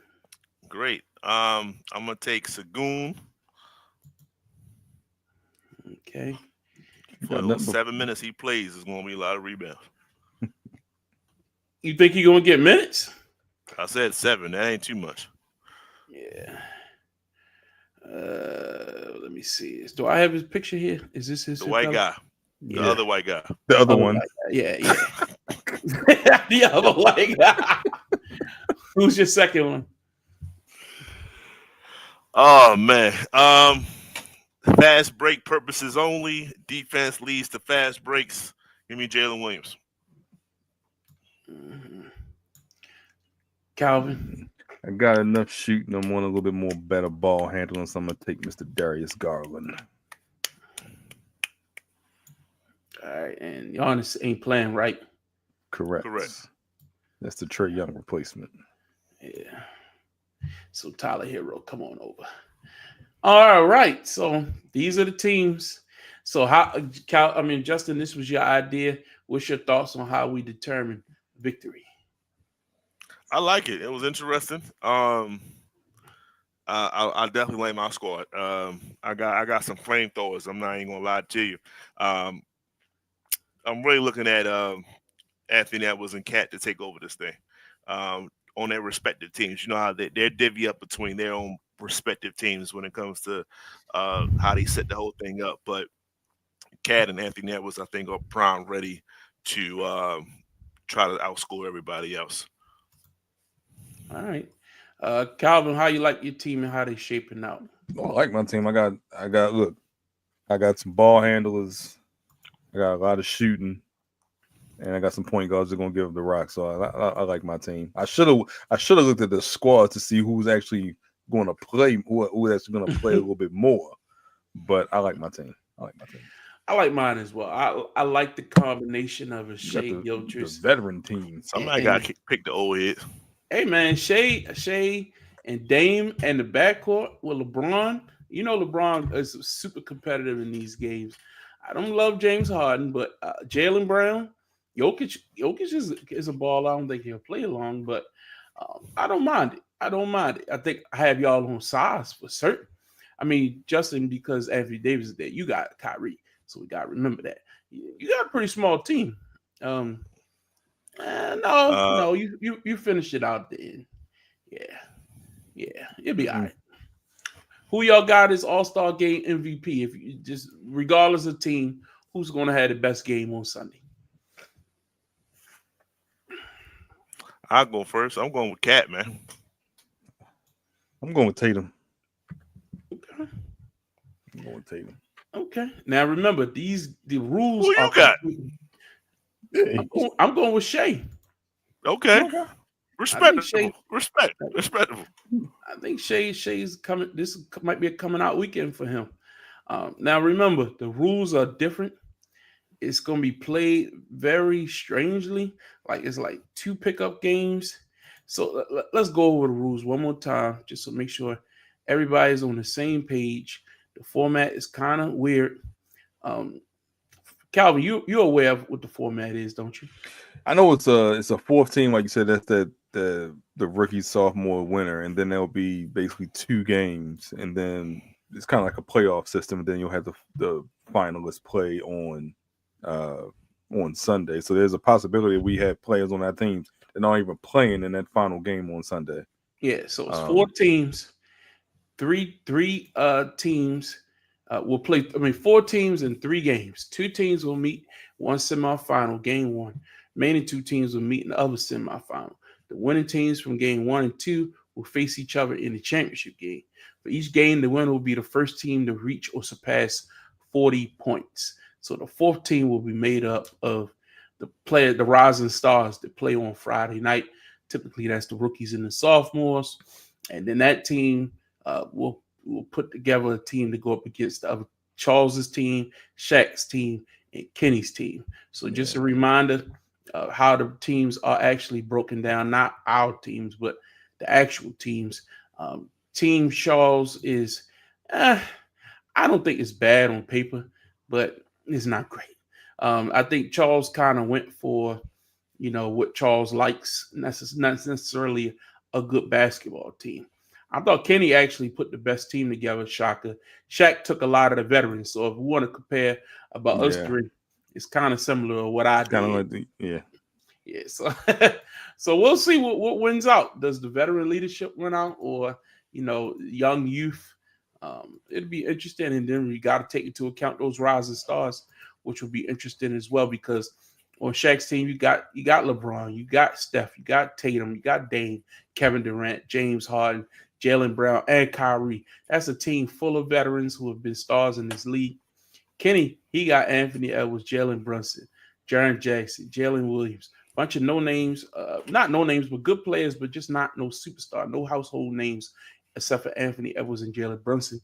And then Charles, he got the big man team. That's what he typically likes. He got Yoke, he got Giannis, but Giannis is not playing. Wembyon is on that team. Shea, he actually has a pretty good team. Carl Anthony Towns, Donovan Mitchell, Trae Young. So I think it'll come down to a battle between Shaq's OGs and Chuck's global stars. So it'd be interesting to see what we see and on this weekend. I'm not a fan of the change in format, but I'll give it a chance. It's basketball. We'll watch it regardless. Any final thoughts before we get out of here, fellas? No. All-Star weekend this weekend, trade deadline next weekend, pitchers and catchers report soon. So football is Can't over. wait till next week's show when we can talk about how bad the All-Star weekend was. Trade deadline is already passed. Yeah, I'm sorry. Trade, it did already pass last week, last Thursday. Yeah. You're right. You're right. Baseball's back, so it'll be something to talk about. And That means you want to watch baseball. I'm watching Absolutely this year, not. and I'm going to some games. I promise. I am. I heard the Orioles might not be as good as they were last year, and for me, that's good. I can learn the team from the ground up. They just young. Yeah, so it'll be good. All right, guys, we thank you all for tuning in tonight for our special edition on Wednesday night. We promise to be back next Tuesday night at our regular scheduled time. Hope you all enjoy your Valentine's Day weekend. Do something special with your loved ones. Also, President's Day weekend, extra day off for some people. Do something good this weekend with everyone and celebrate Black History Month. Go check out a museum. Go check out something Black. Support some business that you typically wouldn't support. Like, let's do something. There's a lot of negativity, a lot of things going on with the government right now, a lot of influx. Let's not forget what this time in the season means. This is a month that we should be educating our young people, especially. We should do it all the time, but take an extra minute, extra couple hours to educate, integrate, make sure that we know about where we came from. Because if you don't know where you come from, you'll go back. And we're saying that every day. A lot of the things are being reversed. They're taking Black history out of the school curriculum. So it's all more important that we enforce these things at home. And I implore any parent out there, make sure that you include these conversations with your children when you feel they're age appropriate, of course. That's it for me. And we'll see you back here next week for another edition. Get off the damn fence. Have a good night.